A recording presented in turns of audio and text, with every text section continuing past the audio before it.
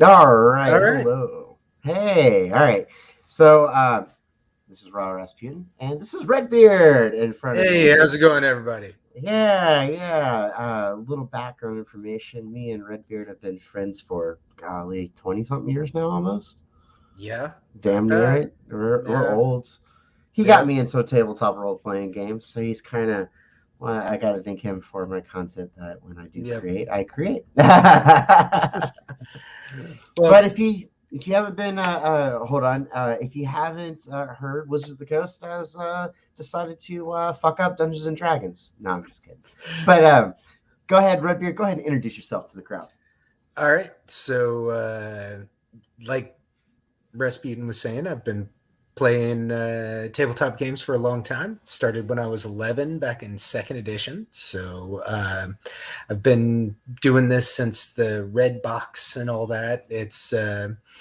So I've experienced a lot of different edition changes, and that's kind of what we're going to talk about today. Is all the new playtest stuff with its interesting proposed changes. Some I really like, some I really don't, and yeah, we'll get to that. That's the kind of the best word I can describe it. Interesting. When this initially first was announced last week, I think we talked on the phone for like 6 hours a day. It's kind of going through and going, oh my god, this is bonkers. On top of Yes. our own private game that we were playing.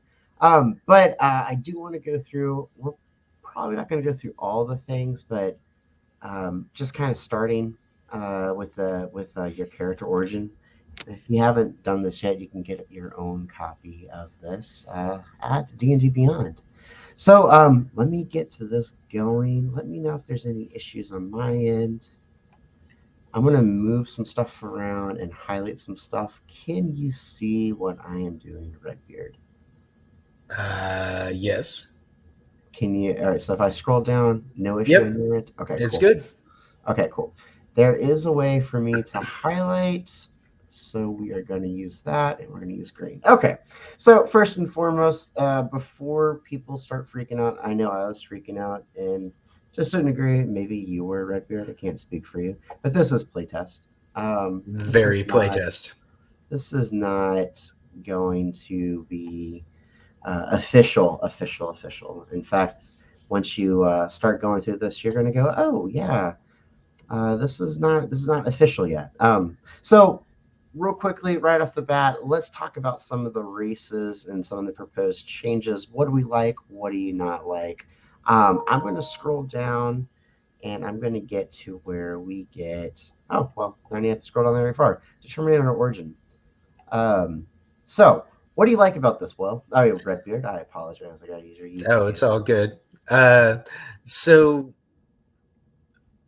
the splitting up race backgrounds and languages instead of it all just being kind of one choice. I mean, well, race and background were two choices, but the languages came from a lot of things. And so every D&D character is bilingual now, which that's cool. I wish more people were, including myself. Absolutely, So absolutely. one of the ways they kind of made backgrounds more meaningful and more of a determining choice for your character is that's where you get your ability score increases now. Your race just it gives you a bunch of cool nifty things, including sometimes some spells, sometimes some special abilities, but it does not have anything to do with your ability scores. So Right, somebody with the right background can match with a class regardless of their race, which right. makes a lot more sense to me. That's how we learn things. But It gets that's kind of the positive on that. The yeah, the ways they've made some changes to kind of it. I like the broad strokes of it, but the specifics is where it falls apart pretty hard. yeah. One thing that really kind of stuck out to me again when it comes to races, you play at my table. It depends on what kind of setting we're in, but I Sure. primarily like more grounded racial approaches to my characters or to my table. Um, One of the big glaring things that I was when we were looking over it is I just wanted to just we got to talk about Yeah. it. We got to Yeah. talk about it. Okay, so there's some cool stuff. Don't get me wrong. I love playing a human character. Maybe I'm just boring. But as you can see, here are the following race options. Notice something, which I didn't really take a lot of notice in when we first did our little thing, but all the half elf, half orc, anything like Hmm. that has been kind of taken away. They kind of do address this in the Children of Different Humanoid Kinds. Right. Um, Good and bad. You can have your mules from Dark Sun, so that's kind of cool. Sure, you can. Um, but my mind automatically goes to, and I'm going to say it, your favorite race or one of your favorite races is Thriking. And you could be a Hmm. half Thriking, half gnome if you wanted to be. And You'd that's be just real weird. weird looking. Yeah. It would be very weird looking. We do have a first thing. Hey, what's going on? How are you doing, Mr. Max? Mr. Max is another YouTube sensation, I believe. Cool. So thanks for having us. We're just kind of chit chatting. Thanks for stopping by. It's going to be probably pretty dry, but we're gonna talk Well, about one D&D. so yeah, their whole idea of just kind of opening up the half races to be really anything, I could take it or leave it. If somebody did come up with a ridiculous idea, like I want to be a bug person, half bug person, half sentient slime person from Spelljammer, be like, well, no, probably not. Yeah, there has to be a certain degree of like biologically, these things are probably not going to mix, and if you if you can like, come up with the art and convince me of what this looks like for this random unique monstrosity that you want to play, cool. I don't really see why we needed this particular paragraph to do that, because you've always been able to do that in D&D. But you know, sometimes people want it in black and white. yeah, and that I mean, we've always kind of had this circular conversation between you and I about when they playtest or when they publish stuff. We both at some point or time just kind of scratched our head and goes, well, you could always do that. This could Mm-hmm. always been done.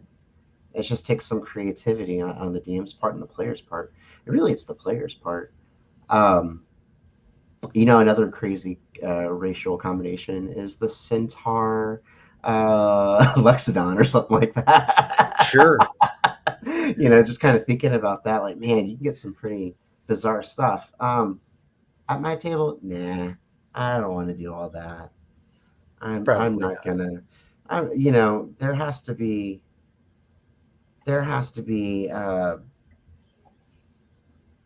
it has to make sense within the world of the context, right?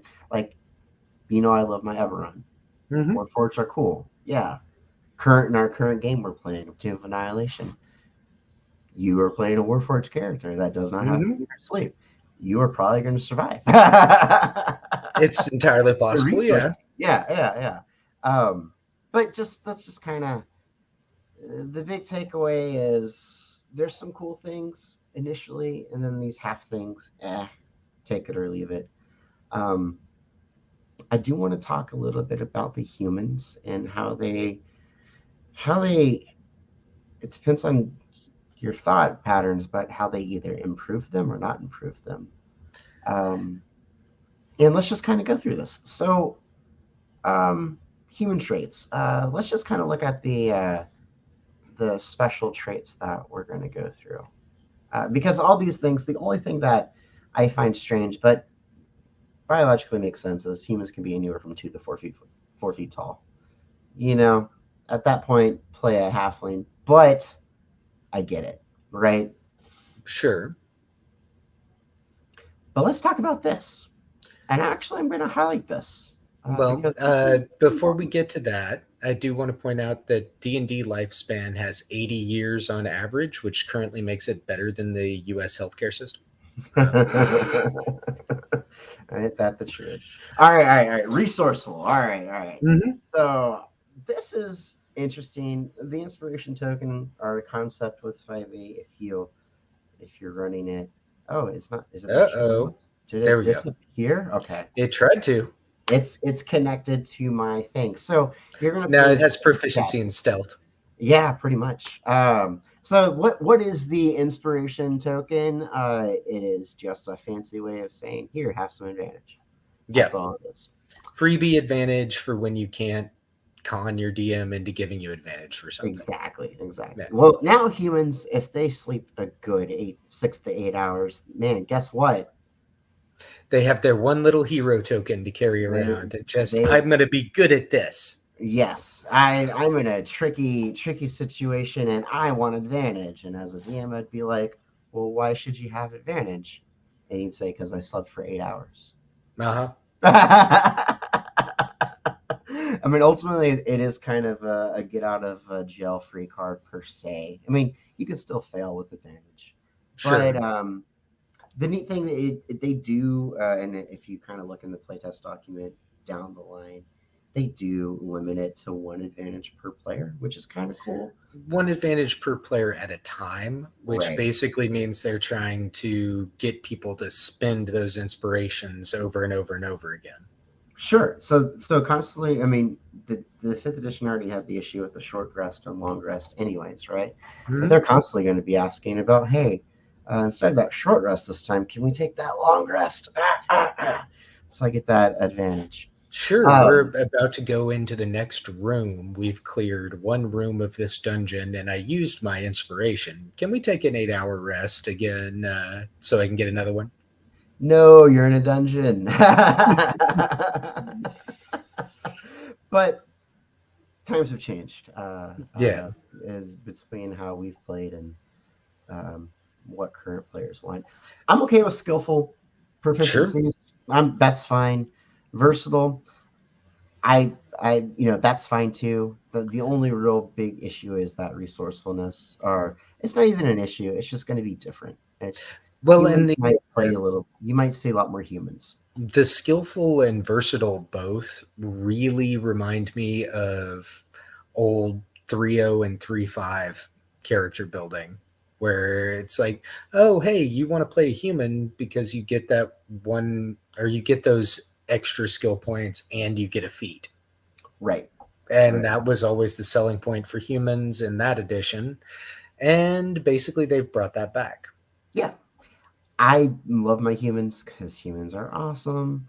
Uh, in a fantasy setting, especially D&D, I just always liked them. Hmm. So, aside from the inspiration, because I think, my go-to thing is, well, what's the point of having bards now? Which inspiration and bardic inspiration are two different things, but you could see you could build a uber inspiration machine if you think Sure, about you could. In it. fact, there's even one of the feats later on, the musician feat, where Yes, you yeah. can end up giving even more More inspiration. inspiration. Exactly. Let's talk about this one. This is a brand new race. I'm going to let you take the lead on this because I don't like it. And I think you might be a little bit more open to me than So, I am. it is, our conversations about this has definitely given me kind of flashbacks to when the SMR came out, and I was a giant fan of them, and you really weren't. Yeah. So, I'm less caring about the Ardlings than I was the SMR. They're an interesting idea. It's basically your angel types with animal heads or features of some kind.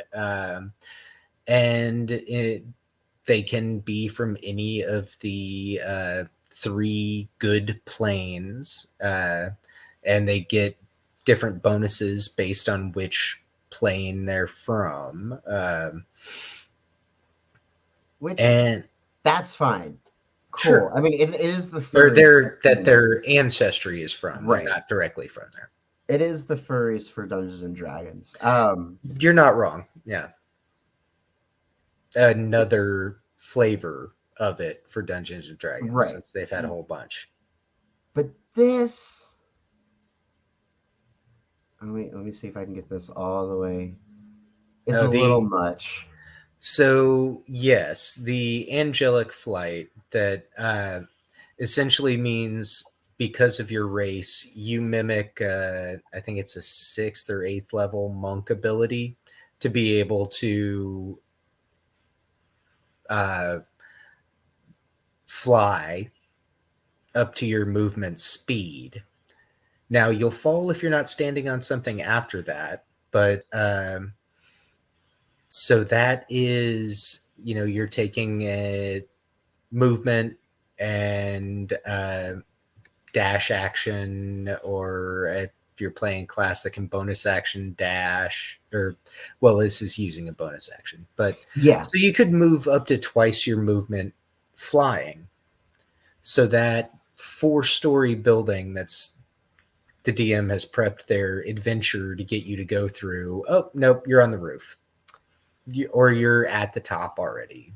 Like right, right. Like it, that's a little ridiculous. That's a little it ridiculous. is, especially considering that in all their official play, Wizards has been really restrictive of any characters having flight at low levels. Like they released the Aarakocra and then effectively banned it immediately. Yeah, no, Like it was a magic card. Just yeah. nope, this is illegal in play. This is a terrible idea. Why did we do this? And now they're like, let's embrace this, but let's limit it to a bonus action. But it's just like, come on, y'all. Like, Yeah. yeah, I'm not a fan of this. I think again, I like my stuff very grounded, and this is goes into the mythological kind of creature discussion, right? Hybridization and stuff like that. I don't like it. I don't think I would allow it at the table. Play play your Asmar, play your Tiefling, play your Eric Cochran, but why include this? Like, no, this is dumb. In fact, But in fact, like if you kind of look at it, like I know you love your Asmars, they're fine. I don't like Tieflings at all, but they're in like the middle category. And actually, I prefer Tieflings more than I do Arglings at this point. that's fair. You could like they've given them this bestial flavor. If they had changed this from referring to it as flight, because fly speed is directly controlled, is very you can move midair, you can go 5 feet one way, 5 feet another way, and change you have a amount of control there. If they had just flavored this as a bestial jump or something like that, Different. then like, That would be different. okay, you can make a 30-foot jump straight up because your movement speed is 30 foot. Sure. And you can do that um, a number of times equal to your proficiency bonus. Yeah, proficiency. Then a jump is completely different from a flight because you Right. have a specific destination and you have to get there in one way. Right. You can't just fly through, say, obstacles or traps or Exactly. down an entire dangerous hallway. Yeah. It's Yeah. They're you're in a narrow hallway of a cave, but it's now you're gonna have to incorporate. Well, now it's ADA compliant because it has we are not getting into that. OSHA compliant because it has to be this tall. Anyways, but no, they can, theoretically can bypass your dungeon that you as a dungeon master have spent, I don't know, a couple of hours or more. I would say or more category designing and planning out Mhm. and really building this tension and boom, no, yeah, they're fine. We can get past it. And that's kind of like, well, I'll save it for my final thoughts. I'll save it for my final Okay, thoughts. fair enough. I'm going to continue going down. Like I said, there's not much that there's not like, we're not going to go through every little thing, but Sure. the highlights that we've talked about the most were, we talked about the inspiration, we talked about the Ardleans. Hmm. Um, And they, depending on their, you know, legacy is what yep, they refer to they, it as. They get free spells to sure. basically turn them into about a quarter of a cleric, Yeah, yeah. depending on. Yeah. Does this, I mean, again, we joked about this. this is so Pathfinder at this point, Oh, legacy, absolutely. ancestral or ancestry. The fact that I'm surprised they even did they even call these races anymore? They do. Interesting, interesting. Yeah, they do. They do. I'm surprised they didn't just jump full force and call them ancestries at this point. Well, they had to change the homework just a little bit before they Right, could. because they don't. Yeah, they can't. Because Paisley already did it, and they're like, "Well, we can't turn that in, but we can merge fourth edition." That's later on. If we keep the same language we've had since the 70s instead of updating it the way Paizo did, then we can just keep it around. Right, right, right, right. This goes on to talk about more about Ardlings. The next big thing is Dragonborn. You know, I'm not a fan of Dragonborn. I never have. I kind of found them to be kind of Well, and from what I can tell, they effectively didn't change much much. about the Yeah, Dragonborn. It was an underpowered race when they put it out, and it's still not that great. I Their mean, breath the breath their breath weapon's still weapon the is a same. little bit better, but not much. One Right. d10 plus your character level damage in a 15-foot cone. You've you're effectively never going to use your breath weapon after about third level. Well, Like, you won't have to. You'll be out hitting your breath weapon. oh yeah. Like, yeah. I wasn't. I think the big thing. I think they gave him dark vision, if I remember correctly. Mhm. Like that's the big thing. But like, okay, cool. Everybody has Everybody dark has dark vision. vision at this point. But the one that does change fundamentally how things work, The dwarf. the dwarf. Okay, one side of me is like cool because I never hardly play dwarfs because there's been no need, right? Um, but this might be a little too much.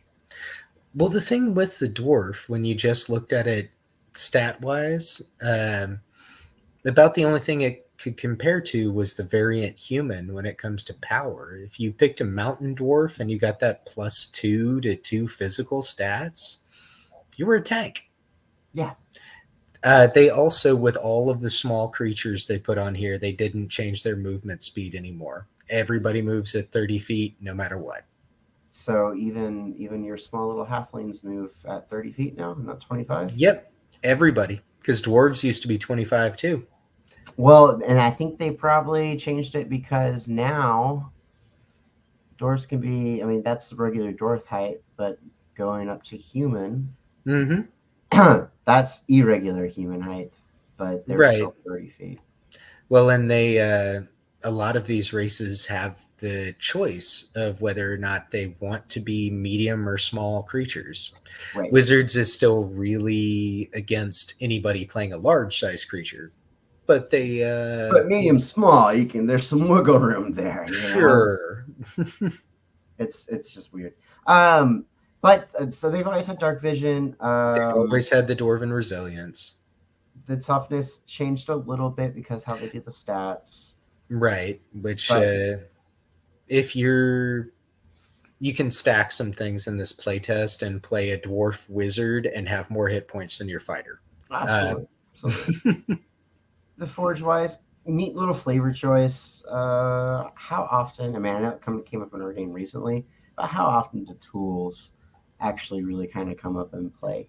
well, unless you're doing something like we're doing, where you're actually keeping track of everything and you're hex crawling and you're doing the survival stuff in the wilderness, people don't have a need to craft. Exactly, exactly. When you can just go to the Walmart of blacksmiths and get everything that you need. Oh, Uh, sure. Now this is the one. This is Yeah. the Yeah. The trimmer sense. I'm literally just gonna highlight all of this because this is all important. Um Mhm. okay. Hearing it first time going through, I'm like, cool. That's neat. Right? Cool concept. I like it. And then you read it and you kind of let it sit there in your head a little bit and you're like, oh, this is a terrible idea. It's a superpower. It's just straight up a superpower. There are spells that let you see invisible creatures. There's yeah, this is just you sense everything around you that's touching stone. So if it's not flying, if you're in that cave, if you're in the dungeon, if you're in a castle, if you're in a lot of the places these Sure. adventures typically happen, you can effectively mimic second and third level spells with this ability a number of times equal to your proficiency bonus as a bonus action, Mm-hmm. which Mm-hmm. means, all right, I think I heard something, but I couldn't see anything. I'm gonna burn my a use of my tremor sense as a bonus action. Oh, now I see these invisible creatures, or I see these people sneaking up, and now I have my full movement and action to go do something about it. Right, right. And let's be real here. If we're looking at dungeon or dungeon designing, most of these events are going to take place in something of a stone structure, right? Mm-hmm. Um, I guess the only caveat is the dungeon tiles are made of stone, and the dwarf's like, I want to see what's behind that door. And you're like, okay, cool. I'm going to use my stone sense. And then they can't get it because it's wooden. Well, and that's the thing. It just has to be touching a surface or touching the stone surface. So even if there's a wooden door in between, as long as their feet are touching the same rock that that dwarf is, out to a range of 60 feet, and for a 10 minutes worth of time. So that's a significant amount of time, adventuring time. That is. Uh, that would be 600 rounds worth of tremor sense. You just know everything that's around you. Yeah, yeah. Maybe these things that they're trying to do, these little baked in powers or superpowers in this case, maybe they're trying to shift people's plane, like of certain types of races. Because I know, I have participated in the surveys, and they sort of listen to those things, but it's really more player facing stuff. Um,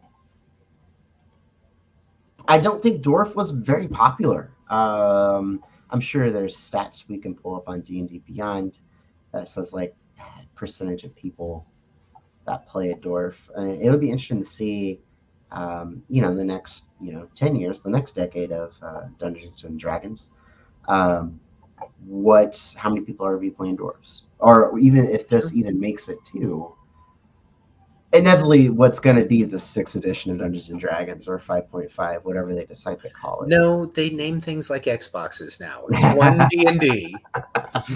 It's so the naming conventions need to be worked upon. Yeah. We don't like calling it editions, so we're just going to start the numbers over again. We're just gonna just reboot the franchise, and you're gonna like it or not. Because If you we don't like really it, want you to buy new books, okay? Everybody that's has the all this 5e is. books. We have to do something. That's all this is. I mean, in a nutshell, this is all a marketing ploy to get. I mean, it's business. It's basic business Sure. practice what they're doing. Elves, The nothing really that stands out they're for me. just different elves, Yeah, slightly different. They're it's nothing too great, nothing too terrible. They get some spells now based on what just kind of elf they are. yeah, just like the I almost called them the no, I guess they're called the Ardlings. Yeah, it's just like the Ardlings. Mm-hmm. The thing that was different, I think they changed trance. It used to be it was always trance of some sort, but I think you had to devote like 4 hours to a trance, if I remember correctly. Yeah, it's some. Now it's just you don't have to sleep, and magic can't put you to sleep, and you can finish a long rest. So it doesn't. You don't have to say for 4 hours I'm doing this. You're just stuck in your sleep state essentially Yeah, for 8 hours, but you can still be awake. It's weird. it Um, is. it is what it is. I mean, I'm not. Oh, I wasn't. Whatever. I mean, Yeah. fairy fire darkness. That's fine for a drow. The The only thing that was in here that was kind of cool was the high elf being able to change out their cantrip that That they is get kind of for neat. free. That I is like kind of that neat. idea. I do too. I'm okay with that. It's just It just highlights that high elves are supposed to be more innately uber magical. magic. Yeah, Yeah, uber magic. kind of stealing from Skyrim a little bit, but that's A fine. little bit. Well, I mean, all these things are built upon each other. Oh, sure they are. There's no such thing as a fantasy setting that isn't referencing 50 other fantasy settings. There is no original fantasy setting Nope. anymore. Not sure uh, there ever has been. yeah, yeah. Gnomes, it was fine. Nothing. Gnomish lineage. Let's see. I There think that's gonna was be one cool. cool little idea that I think the artificer used to be able to do that now gnomes can just do, where the rock gnomes can make their own little automaton things that only work for 8 hours. So obviously they're not that good at building them, but that mimic one of the prestidigitation things. Yeah, yeah. And here it is, right here. Rock gnomes Yeah. into the mending Well, and and of course they split it across pages, so they weren't doing a great job formatting oh no. this. Oh wait. Oh, hold on. Yeah. In addition, there it is. Yeah. There it is. A tiny clockwork device. Okay. Mm-hmm. Okay. I mean, Yeah, I make mean sure it's you nothing great, but if you wanted to basically have your little gnome with a fantasy lighter, you could sure. do that. Hey man, I can't light my pipe. Hold on. Wait. Get some Clockwork. gizmo. All right, Clockwork Gizmo is gonna light that for you. Uh, Mm-hmm. I do like how they have a 10 gold pieces worth of material. So that's Sure. kind of cool. Like I'm always a big fan of utilizing And what's the first thing that's going to get ignored at any table? resources. Yeah, the Yeah, cost to do the magic. cost to do Yeah. stuff. Yeah. Luckily, at our table, we are playing a very resource heavy game where it's like, Mm-hmm. no, you can't do that because you don't have enough money.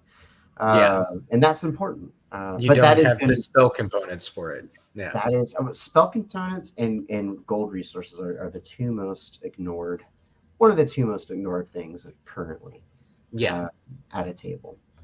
I don't know how Adventurers League kind of handles that. You've played in a couple of Adventurers Leagues. Are they Yeah, very but kind of I resource? wasn't kind of supposed to be, but it really Okay, depends on the person running it. gotcha. Um, let's look at the halfling. I'm just going to jump down to already the traits. So halflings are brave, apparently. That's at least that has a history in different editions of D&D of halflings. Since, they got sued for originally calling them hobbits. Hobbits, yeah, yeah, It's basically if you want to have your Bilbo Baggins yeah. that is scared out of his mind but is still doing the whole adventure, that's where it comes in. That's yeah. Um, luck hasn't changed, so that's cool. Nope. I I mean, do see. I like this change to races where a race just gets a skill that they're good at, because it is in a couple of these races that they just, you have proficiency in this skill. yeah, You are this race and this race is good at this thing. right. I mean, I halflings like, are tiny. right. Well, and with Bilbo, the most famous halfling or hobbit out there, he was hired by a wizard as a thief. Yep, yep. So them having things that nudge them towards the thief role makes sense. Yeah, it's kind of a nod to the hobbits. The Mm-hmm. hobbitses. I'm okay with While that. being technically Independent. legally distinct, Yes, yes. yes. While being independent from the hobbits.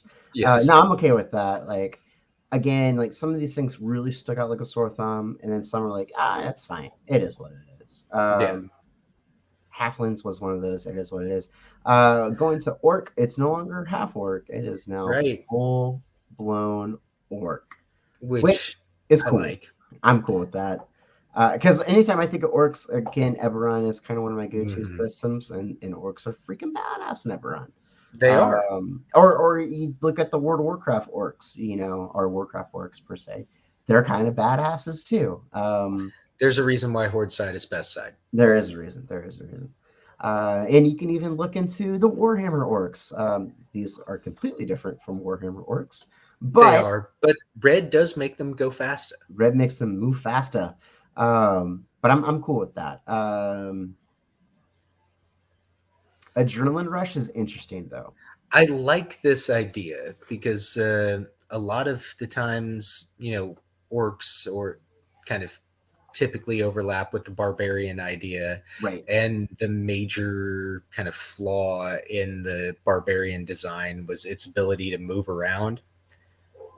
And so this kind of being able to close in, you also get some temporary hit points, and you get to close the distance and get into melee a lot faster. Right. So I Right. like this. It does lean into that barbarian heavy go in first, ask questions later mentality. I'm Sure okay it with does. that. I think we need to see more orcs being played. Absolutely. Orc lives do in fact matter. Uh-huh. I have a shirt that says that. Powerful build, no issues with that. I mean, orcs are already pretty. I mean, Yeah, you they're must getting the be a same big kind of fan if thing you're that getting this. Goliaths do. Yeah, exact same thing. Dark vision, I'm okay with. Like, that's fine.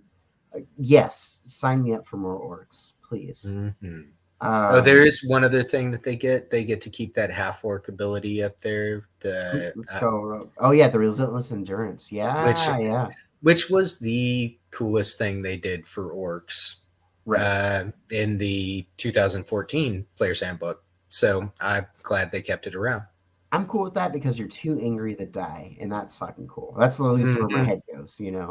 It's like no, no, no, no. I'm too pissed off to die this turn. Yep. Yeah, At least for this hit. The at least next for one this might hit. drop The me, next but one's gonna do it, but it's sort of like that guy that the boxer that's just I one hit away from dropping, but he I still could do tries to this all pop back day. in. The Captain Yeah, America. yeah, I could do this all day, kind of thing. exactly. Oh In dang! fact, that would be like Now the I want a Captain common. America Yeah, orc. I was gonna say I want a paladin orc that's just reminiscent of Captain America. Oh yeah, Captain orc. just wears the shield on his chest. Oh yeah, yeah, yeah, yeah. Yeah, Doesn't use the shield. Like never uses the shield. no, but equipped. Like Yes. uses two big swords or something. Like yeah, no, I'm down with it. We could do this. I know what your next character is in our game. Just might be. I'm not a big fan of tieflings, but I like them more than arglings. I think that this is important though. They changed. They They changed changed. a lot about the tiefling, They did. They or did. they added to more than changed. Yeah. So you have your three different legacies now. Mm-hmm. Just like Um, they did with the Ardlings. just like the arglings, absolutely. And those legacies give you supernatural powers. Here, let's go Mostly down they here. give you spells, Yeah. and I think your damage resistance changes. So that's yeah. Here it is. So if Yeah. you're infernal, you're just in the fire. You also know the firebolt cantrip. Makes sense. Your Hellish base. Rebuke. So this was different, right? Because Mm-hmm. wasn't like all, if I remember correctly, and I have very limited knowledge of tieflings. But didn't all tieflings have the option of getting Hellish Rebuke upon So creation? all of the tieflings in the original or in the 2014, 5e PHB were all infernal tieflings. They were Correct. all from the Nine Hells. And Correct. so they all got Hellish Rebuke. Yes, and then they changed a little bit when was it Mordenkainen's or Volo's? Either or. I forgot Um, which book it was where they changed and they added the additional tieflings. oh, I don't remember. I know they did. I just don't remember Whatever when. book they did the Asimar changes, right? The Yeah. the fallen Asimar and everything like that. It's Well, same book. it was Volos that they introduced the Asimar. So it might have been Volus where they introduced the additional tiefling legacies. No, I don't think that's correct. I think that was Mordenkainen's. It doesn't matter. It's scrapped. If Yeah. you have those books, that's why you want to buy print because you can still utilize them. Yeah. Before Because D&D Beyond updates wipes and them. you Yep. lose all your stuff that's on there. And that's a whole.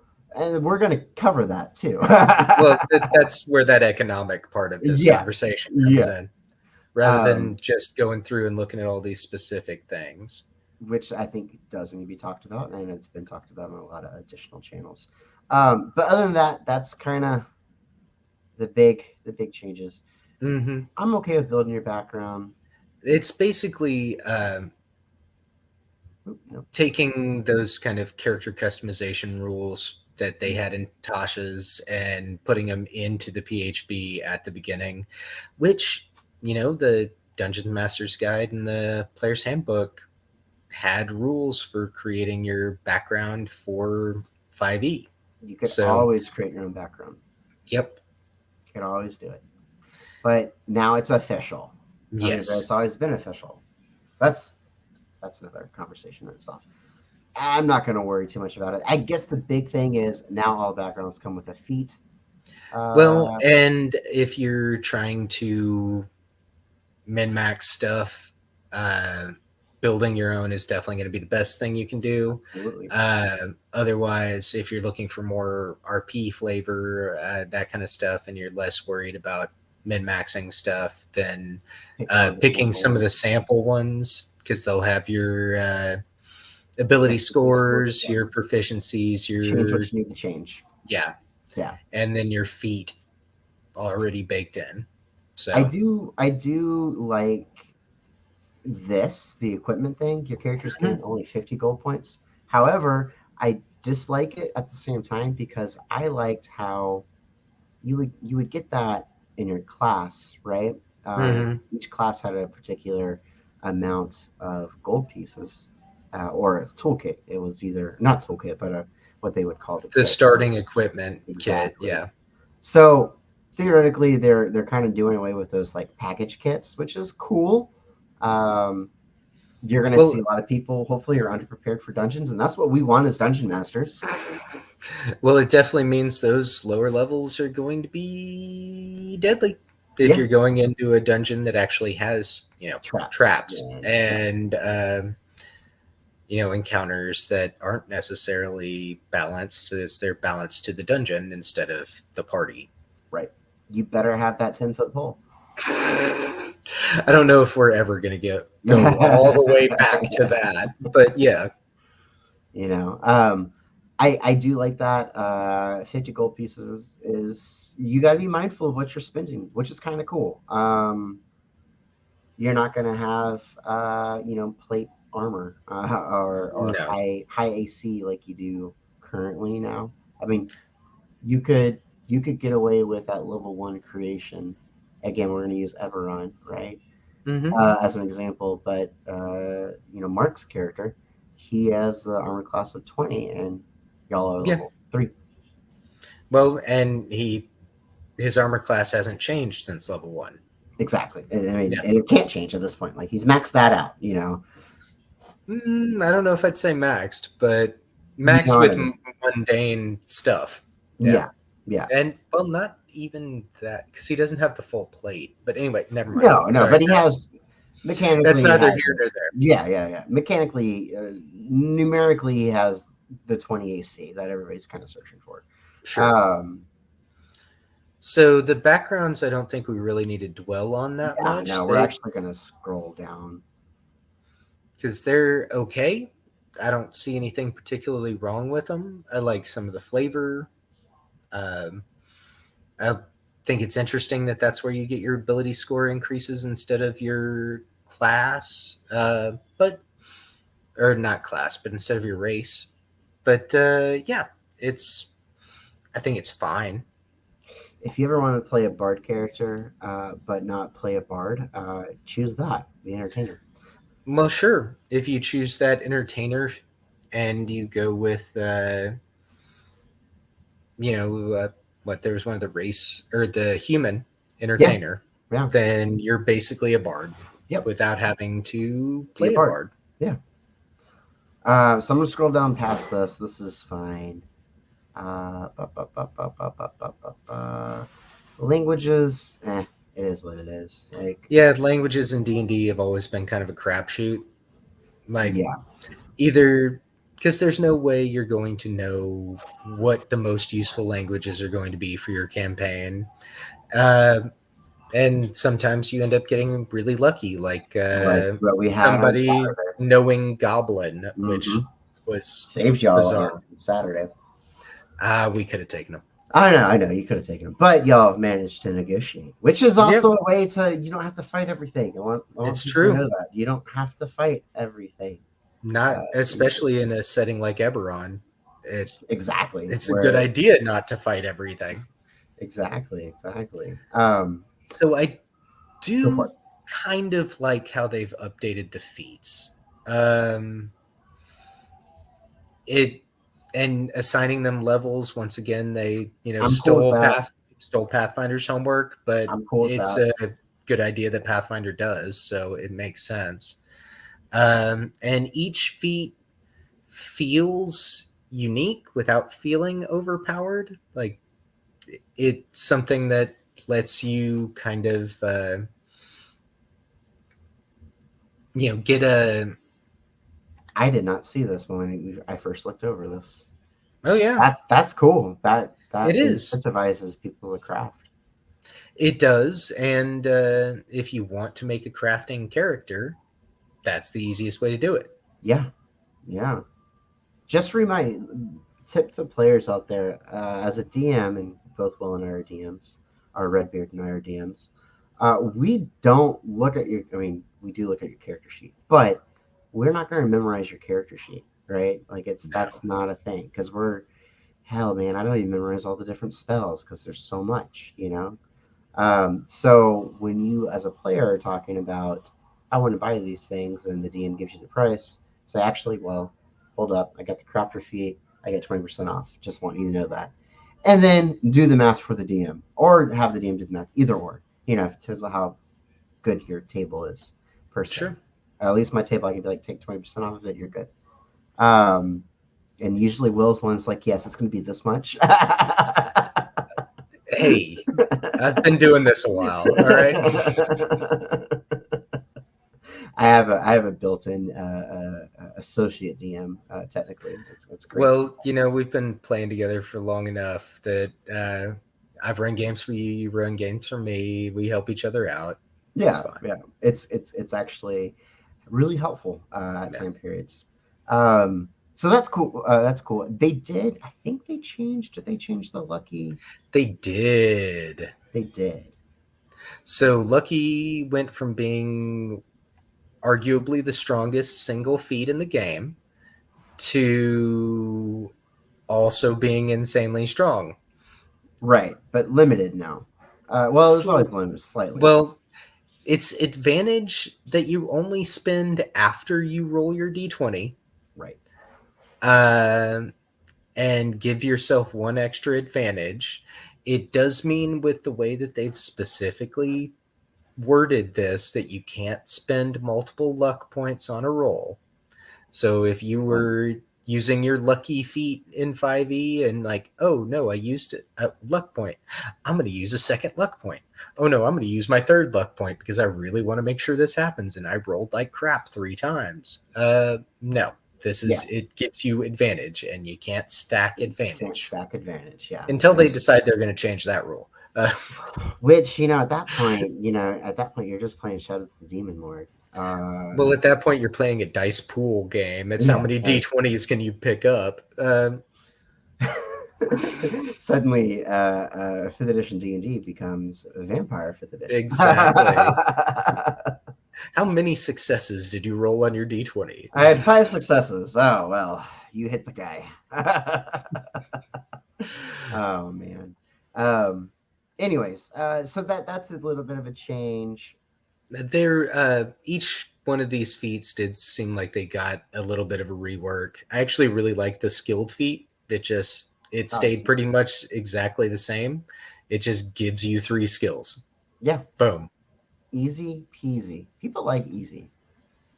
Well, and if you're trying to build the skill monkey kind of character that's Do it. proficient in everything, that's how you're going to get there. That's how you do it. Let's continue going down. Um. Okay. Things have changed. So yeah, Um, rolling a 1 and rolling a 20, the crits, the things that every time they've ever changed anything across any edition has been extremely controversial because people like their crit rules. yes. All right. So let's talk. Okay. So the D20 test, that's always been the same. Call it a check or whatever. Right here you go. Right. But this has changed. Rolling a one automatically fails, which I'm Yep. okay with. So, Your, well, regardless of your modifiers, yes, you rolled a one. Guess what? You fudged that. Like you jumped across the chasm, but with your modifiers, you quote unquote beat the difficulty check. But now you rolled a one, you failed. You're falling now. I'm okay with that. We're I'm done. not. Ah! See, with rolling a 1 when it can be representative of a critical fail or a fumble or whatever the game system wants to call it, um, that makes sense for low level characters. It doesn't really make sense for high level characters. Um, somebody, let's say Tiger Woods playing golf, does not have a 5% chance of slicing a ball off into the rough 300 yards away from where he was aiming. Sure. I get what you're saying. He's a professional. He's been doing it for 20 years. He's, or longer, I don't know. But it's something he does every day and practices every day and is extremely skilled at. Kind of like a high level character. Does it every day, practices every day, is extremely skilled at what they do, should not have a 5% chance of stabbing themselves in the foot when they draw their sword. I don't know, man. Professionals can fuck up, man. They can, but it's not a 5%. It's Just much saying. less likely than that. Just saying. I do think it adds a little bit more drama factor, and It uh, can. which is I'm cool with. Um, It does mean that, there is a lot more appeal to that taking the lucky feet kind of thing. sure. And And if you with the one D&D system, I mean, you're gonna be building characters that are gonna be throwing advantage on pretty much damn near every roll. though, to kind of argue against my own point, Oh yes, throw and it out there. Yeah. agree with you on that advantage on practically everything. That rolling a 1 becomes a 1 in 400 chance instead of a 1 in 20 chance. So yeah, it's not very Again, likely that it's going to happen. it has its pros and cons, right? Yeah. Now this is for players. Yeah. Let's move to okay, the D20. This is the only big change because it's D20s always have been successful on attacks, but now it's successful At any time. on anything, Anything ever. anything ever. And if you get a 2-0, you have just did the thing that you wanted to do. Except for where it has specific hard line rules in black and white, like range and line of sight. Everything Or else, I'm going to propose a question for you because this happened in one of our D&D games a long time ago. okay, go for it. You're in the middle of a field, an Mm-hmm. open field, and you're rolling to do stealth, Yep. and you score 20. Now that automatically succeeds. Now that automatically succeeds. I disagree with that 100%. Oh, I do too. Um, that's dumb. Sure it is. Both mechanically in that specific situation and thematically. Well, B it empty or B dumb. it breaks the immersion of the game. It It does. breaks that verisimilitude, the kind of buy-in for the fictional world. It shatters it really. It does. It does. and that's another point, kind of in our closing things, to talk about how they're gamifying the game even more. Um, yeah, I want to talk about that. But here's the big one. This is the one I'm most pissed off about. I know. Well, you are too, to some degree. Oh yeah, no, it's ridiculous. I think we're pissed off about it for slightly different reasons, but yeah. Well, I'm pissed off from a DM perspective. Yeah. But let's read it, because the interview says one thing and this says doesn't mention the DM. Um, so in the interview, if you don't know, if you haven't watched the 1 hour Well, interview of this. that first sentence is where it says it in there. Sorry, I didn't mean to cut you off. Go Oh, ahead. no, no. Yeah, okay, yeah. So if a player character rolls, okay. Now here's the argument here. Here's the argument here. As a DM, I'm a player at the table, right? But you're not a player character. I know. But I some mean, people are going to look at it like that, right? Like they're going to okay. be like, "Well, I'm a player character, so I should be able to do that." Well, technically, yeah, because the DM is a player, but but we are not player characters, right? Right. I think the bypass this. And I was just kind of thinking, and I think we briefly talked about it. The bypass this would be to have the DM create a villain, which would be a Mhm. player character, to where those things could hit, right? Could crit. That's a load of monkeys in itself, too. Yeah. The In fact, DMPC ID yeah, idea is always pretty sketchy. yeah, Yeah. yeah. In fact, I think they even say in the Dungeon Master's Guide, which people should read. Yeah, Dungeon Masters, you should absolutely. read. You should not just watch a Let's Play or a stream to learn how to play Dungeons and Dragons. Read the damn book. Right. There's on multiple different formats at this point. Come on, there's no excuse. You could even have it read out loud to you, for God's sakes. I'm sure it's on Audible or Oh, something like that. absolutely. I mean, you can load it up in Word and say Oh read out yeah. loud, and it'll do it, or even a PDF. It'll be like, yeah, let's do this. Yeah. Hey Adobe, read to Yeah, me. Adobe read this for. It's going to be boring. Yeah, it's gonna sound awful. It'd probably be much better to have a person read it to you. But Yeah, anyway. yeah, yeah. That might be a good. So we're gonna start with OnlyFans for DMs. In ASMR OnlyFans where we just read the Dungeon Master's Yeah. Guide. It's actually not a bad idea, Will. I don't know if there's a market for it. Well, I mean, people have weird kinks, that might be just what they need. Um, but it really changed. Oh, gosh, sorry, I'm gonna stop Yeah. myself. Anyways, the big thing. So for player characters, rolling a 20 for an attack roll back in the gap, which is not too long ago, back in fifth edition, back in fourth, back in third. Anytime you rolled a 20 on an attack roll, what happened, Will? It was a critical hit. Right. And was it a critical hit if it was a spell ball? If you rolled to hit and you got a crit, you rolled a nat 20, that was a crit.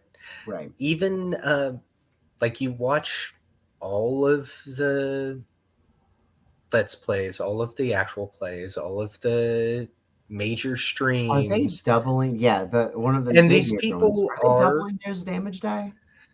well, whether they're doing that or not, it's a big reaction when somebody rolls a nat 20. Mm-hmm. It's part of the enjoyment and the fun of the game is that, hey, look, there's this big critical moment where my character does something extra badass. I did this really cool thing, and I get perks for doing this really cool thing. You mean? Are you telling me that I get whatever damage or whatever it is, I get to get double? Yeah, are you telling me that That's nice. I spent all this time setting up this sneak attack, or the theme of my paladin with his divine smite against this ancient evil, and I rolled a nat 20, so I do extra damage, like I've been blessed by my god. Like, Like yeah, you're a champion of a god, as like what a exactly. paladin does. So yeah, the thing with this is that it doesn't, it doubles the weapons die only. Now, The thing about this that I don't like, also from a DM perspective and a player's perspective, is that that is going to drastically lower the amount of damage done at a table. Yes, So and it's your monster, already in fifth edition. It's already a slot fest when it comes to combat. sure, but most combats, even with how much of a slog they are, end in 3 or 4 rounds. Yes, If you've got your dragon with 250 hit points that normally would drop in 3 or 4 rounds around a table with, roughly 20 rolls to hit. So there's going to be at least one critical hit in there, doubling those dice.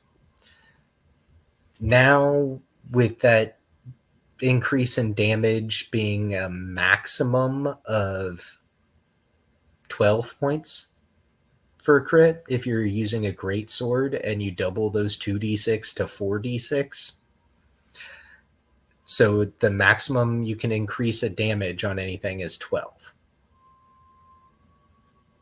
yeah, That means that that's going to slow down combat. yep, The monsters are going to be around longer, but they're not going to be doing as much damage because they can't crit, no, which means that at the end of the combat, effectively the same amount of resources that have been burned by the players, and the monster is just as dead, but it's taken 20 or 30 minutes longer than it would have before. right. And that is just boring. Yeah, yeah. I mean, it's again created an already long process even longer, and yeah. I mean, I guess if you really, really, really enjoy battles, maybe you should not play a tabletop role playing game and go play like Warhammer. Yeah, a whole different kind of tabletop. Yeah, Army management kind of tabletop. Or yeah. um, I mean, D&D grew out of those kinds of games. So It if you, did. It feels like it's growing back into those types of games with well, less so mechanics. this critical hit thing, it's limited to only players, and it's supposed to feel like a special thing that players get, but it doesn't mechanically do anything Right, on the crit. right. So Uh, the yeah, magic users are kind of getting stifled sure, because they can't crit on because anything. they can't crit on their spells. But if the wizard uses his fucking dagger and gets a nat 20, that'll crit. Yeah, and it'll do 1 extra d4 of damage. Yeah, which is huge. Oh yeah, just just absolutely stacking up the damage at Absolutely. that point. Just in it to win it at that point. Right. Um, yeah, the critical hits being a player only driven thing, really being a martial class driven thing, it just leaves a sour taste in my mouth. Yeah, it If I does. was a player at this point, I would again, that 20 should mean something, right? Everybody gets Yeah. excited because it's the max number of die on a d20, and you're like, oh my god, what's going to happen? I mean, maybe it's an incentivization to play more martial characters. Maybe that's their reason Yeah, behind but it. trying to funnel people into doing that by By nerf, pigeonholing other people. yeah, doesn't, yeah. Yeah, No, it that doesn't just feel right. no. That again, that's a sour taste right there. Well, and it, like I said, mechanically, it basically robs the d20 of any meaning in combat. Right. The d20 got, or the nat 20 got a huge boost in everything else other than combat, Yeah, they got nerfed. and severely nerfed in combat. Right. Right. I like how we're using MMO terminology to describe Well, tabletop that, games, but that's because exactly what it is. they haven't fundamentally changed. This is more like a patch update than it is Yeah. an actual playtest for a different rule set. I This is really do. your 5.5. Yeah, yeah, yeah, yeah. I mean, At least that's what they're going for. I do You play a lot of monks. I like I do monks. like this. I do like when it comes to, oh, what is it? The grapple? Does it talk about the Hmm. grapple thing here? How Yeah, they where you have. can shove. I like that. I feel like they made it somewhat easier than Sure, the they roll off. simplified Than the roll off. And I like how, like, if you're going into, I think it's further down, but if you're going into and you're using an unarmed thing, an unarmed weapon strike of some sort, or unarmed strike, sorry, um, you have a couple of different options to do. That's kind of cool. it. It is. I like It's that. not just punching in the face. Like, you could do X, Y, and Z. Hmm. So I'm cool with that. Let's see. Those that was Yeah, that was. the And big then thing. they kind of reorganized the spells into three different types, which I'm fine with that. I'm really okay with. And I'd rather they had added a fourth, which was psionics. That would be But really fun, but they're that's never gonna because do. I'm getting ready to run a Dark Sun game, and I'd love to see some official psionic material. Yeah, Anyway, but we talked about this earlier, or kind of in passing. Would you really want to run Dark Sun in the 5e engine? yeah, I don't think it would. Uh, Yeah, in order to make it appropriately deadly, yeah, no, it yeah. wouldn't work.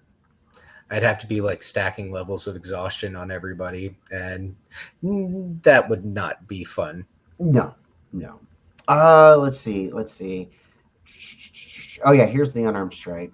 You can do Hmm. damage, grapple, shove. That's cool. I like that. Sign me Well, up. yeah, I'd like the idea of being able to say if you were playing a monk and you were using your flurry of blows, that you could hit twice, do your damage, and on the last one also, or well, it says push 5 feet away or knock target prone.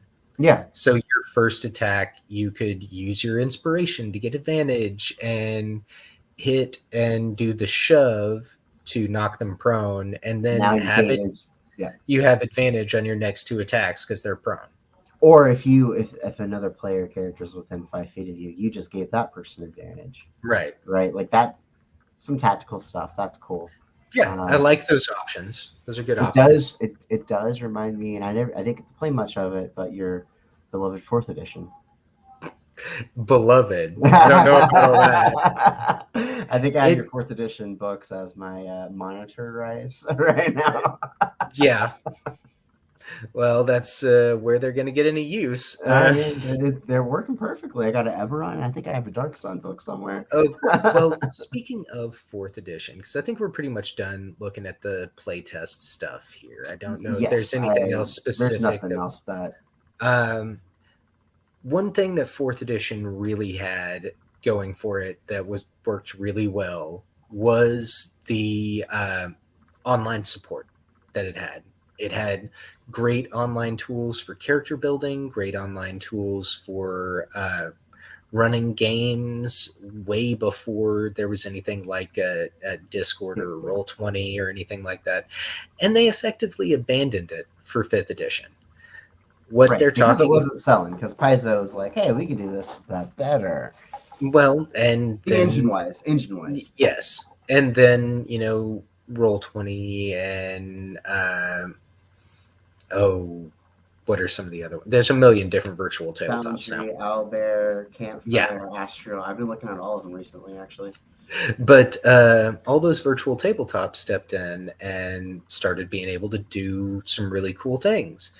Now, finally, in the year of our Lord 2022, Wizards is finally talking about doing their own again and making it look really cool, Yeah, making it look like your actual minis that you have or the ones you design on Hero Forge that you could just kind of uh, pop in there, build. download and pop in. I think that, I Exactly. mean, everything's going to be a cost, though, right? Oh, Like of course.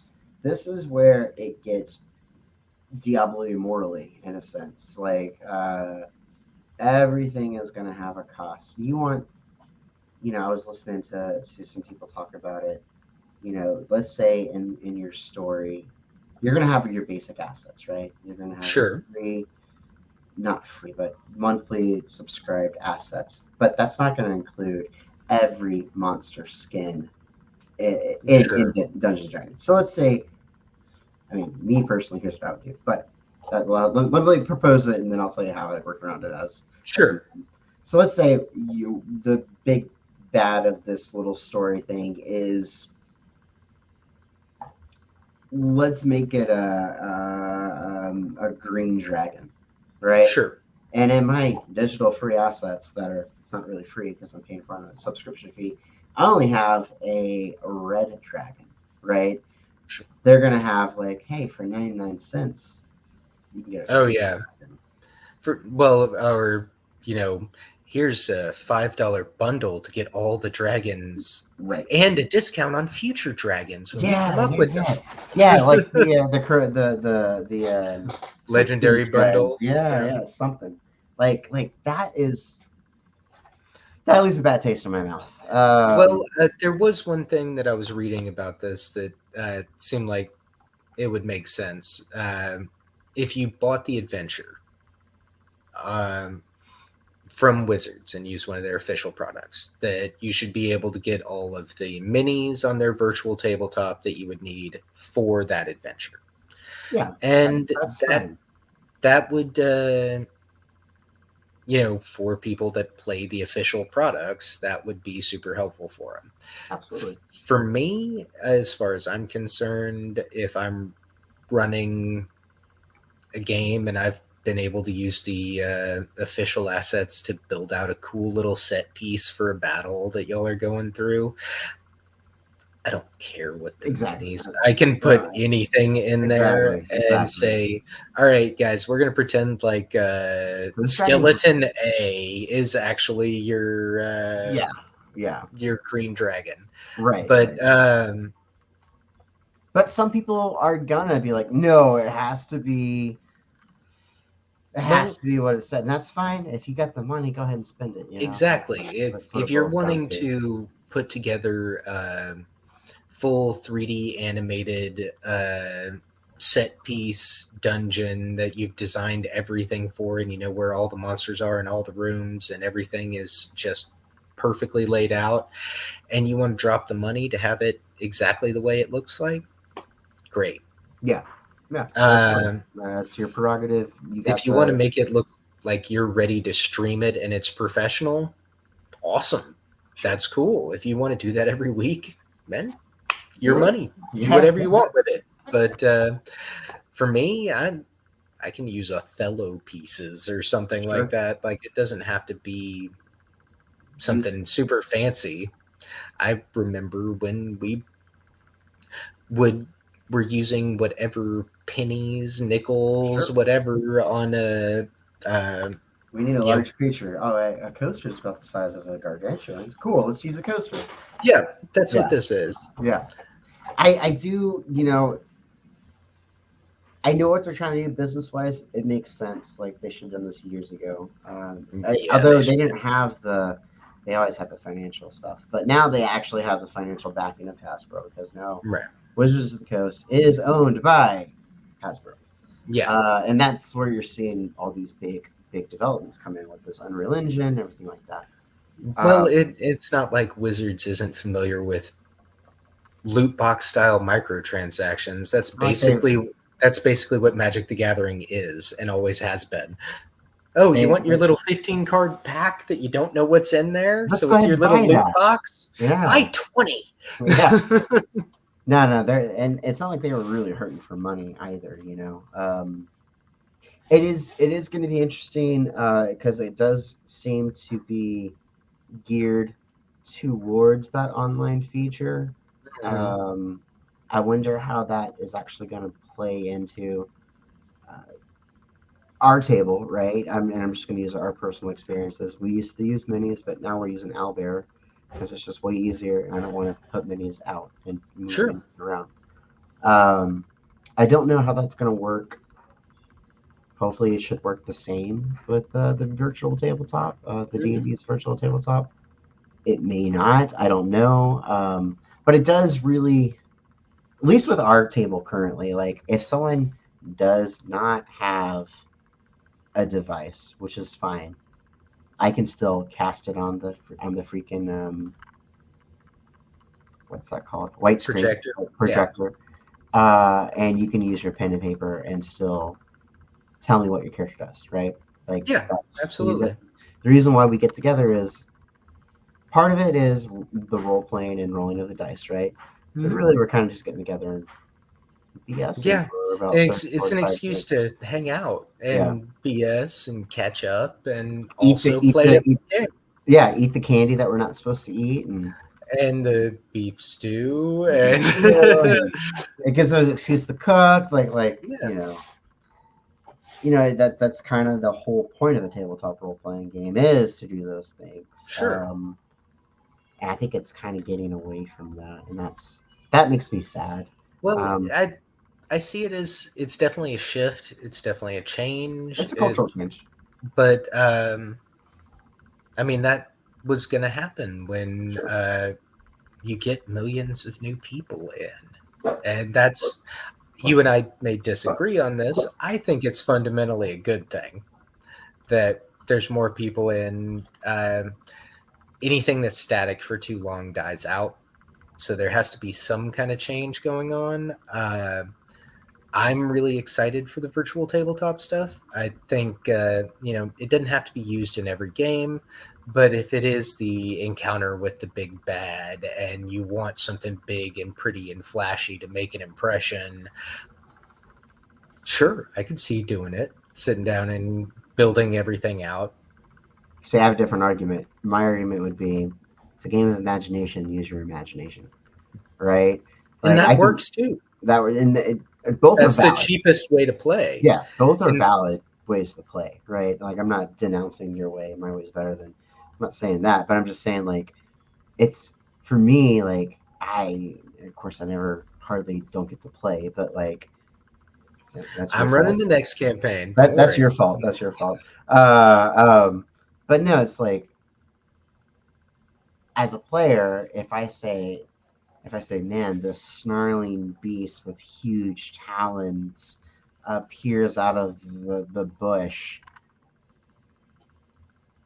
what do you think it is? Right? My mind as a player, I'm like, oh, that could be anything, right? We're in Be a Chultring whole now. lot of things. Yeah. That could be a Tyrannosaurus. That could be an ostrich. Like a whole lot of things. It builds that tension and suspicion and like, oh my god, what is that? Um, but if I say, and you look to the left and you see and I throw a model of what this creature is, like it takes away from that. They can. Yeah. Um, I do like Eh, that suspension aspect of you're hearing things, but you can't really pinpoint what it is or where it is. mm-hmm. Or maybe you can pinpoint where it is, but you can't see it. Like Yeah. You don't know what it is. you You don't know just know what it there's is. something over there. Yeah, Yeah. yeah. And I like that aspect. That's my only complaint. I mean, it is they aren't getting with the times per se, right? We're a bunch of old men now, so Well, yeah. And, they want to make sure everybody gets into competition to be able to run that Unreal 5 stuff. that's the thing too. Like, Yeah. man, I'm not Speaking gonna of buy money it. spent, Yeah, I'm not gonna buy a computer to play Dungeons and Dragons. You know what I mean? Like, if I was a player, right, and hey, we're gonna play digitally, and you're like, oh, cool, and you have your POS laptop, and you try to log in, and you like can't the one I'm load, streaming on right like now. the one you're streaming on right now. They're like, well, I can't. It's not loading for me. Like, tough luck. Like that's not right. No. That's not right. Um, no, it's not. Like like I said, it looks really pretty. Yeah, I'm excited to check it out and see what it looks like. Yeah, I'm not dropping thousands of dollars to get a brand new computer for it. sure, sure. That's And this is kind of a note. Like all those stills that they showed, that's what's called alpha footage, right? mhm. That's not what it's actually going to look like. No, but That is the cinematic, like this how the big hoodwink that Cyberpunk did, right? They showed these alpha footage. yeah, You're And right. then people are like, "Woo!" I still And, like Cyberpunk, I do but too. I do too. I do too. I have no problem with the game. But like, you pop it in and you're like, "Oh, this is not what was advertised." well, and it was even worse for people playing on lower end stuff. If Right. you popped it into your PS4 and tried to play Your it, it base looked like PS4. garbage. Yeah, it's Yeah. not happening. It's not happening. It could barely run on a pro PS4. Like Yeah. now, of course, that has fixed itself. But I'm just saying, like, Well, and the kind of like we started this off talking about it being playtest material, even in their predictions, which I think are probably a little optimistic, probably going to end up getting pushed back quite a bit. They're saying 2024 at the latest, or at 2024 is when they want to have roll a out. next book coming out. Player's Handbook 5.5 or one D&D Player's Handbook, which is everybody's going to call 5.5 regardless of what they slap on the I cover of the mean, book. you still call Pathfinder 3.75. I That's because mean, it is. I know, I know. But yeah, at least the original Pathfinder. Right, Pathfinder right, right. 2e was its own thing, and now D&D is coming in to steal from it. Yes. Um, so yeah, it is something that is very early on and alpha test footage kind of stuff. They clearly don't have a working program yet, or they'd have it out there for people to be Absolutely. trying to break. Maybe. Uh, but it this whole thing feels like shotgunning ideas out there and seeing what sticks, which is kind of what playtesting is. Yeah. Um, and I don't know how much of this is going to ever see an official printing. True. True. I mean, this is playtest documents. There's been a plethora of UAs that we have both looked at. They're like, "Oh, this is cool." Like the Astro Monk. Remember that? That was broken, I know. but I know. yes, very But good. it never saw the light of day, from my understanding. So that is They ended up putting something scaled similar. down Yeah. out. Yeah, they've put in a lot of things out in UAs Yeah. and had to change it after. I just really hope they do a very thorough playtest of this stuff because there's some problems in there. Yeah, yeah. There's definitely issues that need to be addressed. I think we have. I think September the 1st is when the first survey goes out. So basically, Okay. they're wanting people right now to play because it was just released last week. So they only literally gave it like a 3 week time period window Yeah, to like make up and make characters utilizing the UA and then reviewing that. I don't think they didn't give it a long enough time to cook. nah, Um, because all the white room theory crafting in the world doesn't mean anything. It's what actually happens at the table. yeah, And yeah, like we can sit down and talk about these rules all day and kind of rely on our experience running things to uh, make some guesstimates, some sure. judgments. But who knows how they actually play out? Maybe that dwarf never sees the inside of a mountain, and so the tremor sense never comes Makes into sense. play. Right, right. And it ends up being one of those useless ribbon abilities. Sure. Even though looking at it right now, it looks super strong. I don't see that happening very much, but different tables run different kinds of games. Right, So, right. Well, I think we covered the majority of it. If you haven't done it, go ahead and pick up your UA copy for our one or two viewers that we had. Three. We had three three viewers. whole viewers. Three Yeah, whole you viewers. did good. But this will be archived on the internet, and I'm sure all our friends will probably watch it and disagree with us. Yeah, that's fine. Like, Like, comment, and subscribe. comment, and subscribe to Rasputin. Hopefully, we can have Absolutely. more one-on-ones with R&R. Oh my God, that sounds sick! It does. That's worth it. Yeah. That's worth it. That's worth it Actually, I right guess there. it'd be RRRR Yeah, I might because just drop the RaRa just to go by Rasputin. it's your game name and It other is my game things. name. Yeah, yeah, yeah. Yeah. So it might be R&R. That sounds actually really cool. Get some R&R with R&R. Yeah, yeah. Rest and relaxation Uh, with Rasputin and Redbeard. that's as they talk tabletop role playing games. I like that. I like It's a that a good lot, idea. actually. I like it. Yeah, Yeah. yeah. There's money in that. Not money, but there's definitely Yeah. YouTube content to It, be mined from that. sure. We And could just that, talk con- table talks. That'd be fun. I mean, it's what we do anyway. Might as well. True, true. Well, stick around for I guess the next go around of UA should be Yeah. coming out. I would say it's probably coming out in September, middle of September. So be on the lookout for that. Yeah. It, And who knows? We'll I hope see. hopefully it's classes, so then we can see how races and classes kind of intertwine with each other now, and see how they change some stuff. Um, if there's going to be any changes, I mean, I'm assuming there might be. Yeah. I just hope the next thing they throw out isn't like a splat book of monsters because,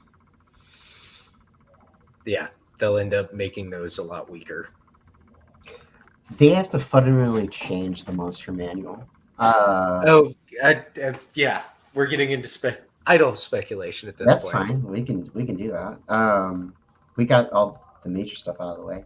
No, Yeah. they have to literally. I mean, if you look at the interview when he was talking about critting, right? How DMs shouldn't be able to do it You because crit by monsters. recharging. Right, but then you look at we pulled up like 5 different monsters off the top of our head. Only one, Yeah. two had a recharge. The Right. Gorgon And I and was looking at higher level monsters too. yeah, yeah, yeah. So it's just kind of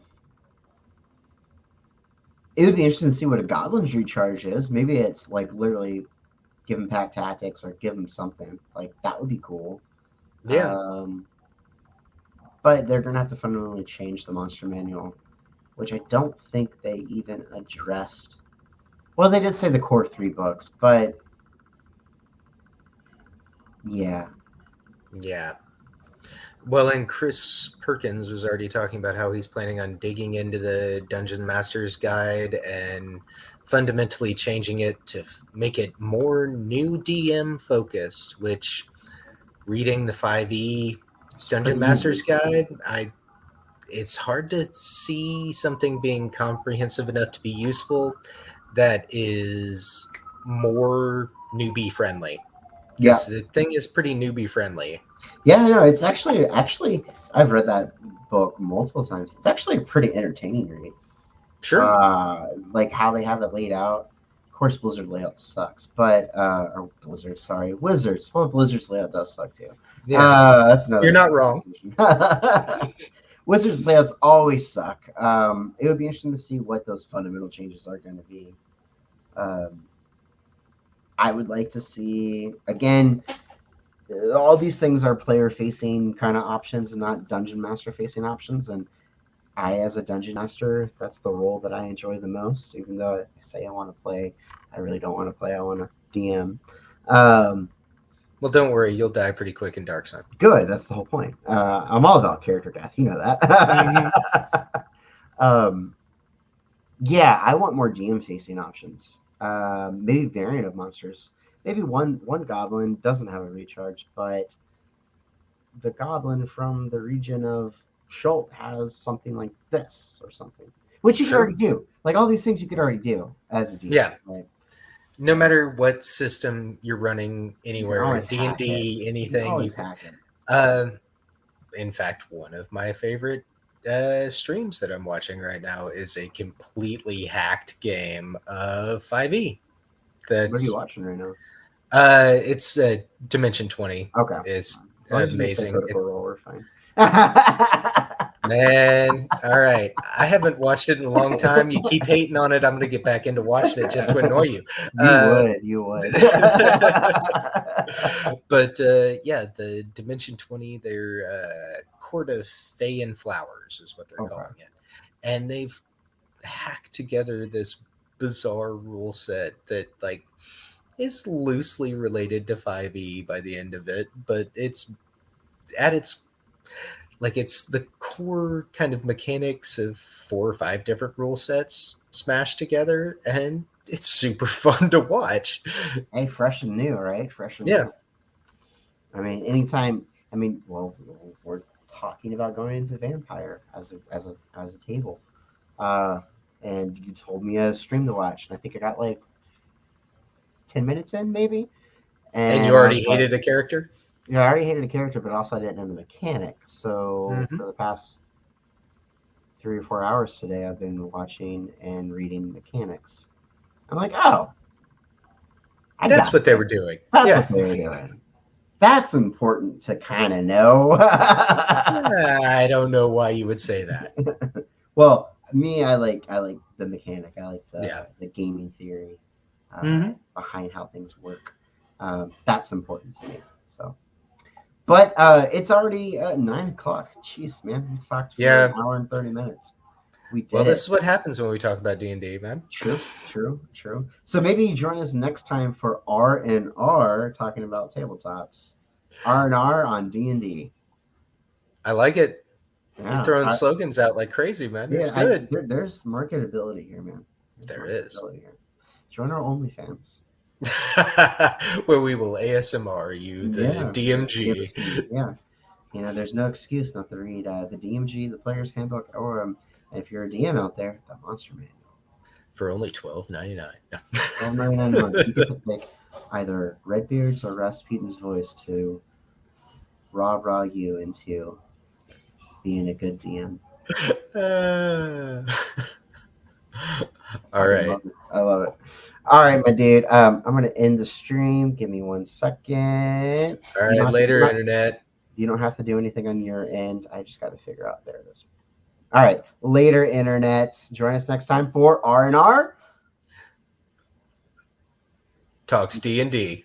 There you go. There you go. Took me a second. It's perfectly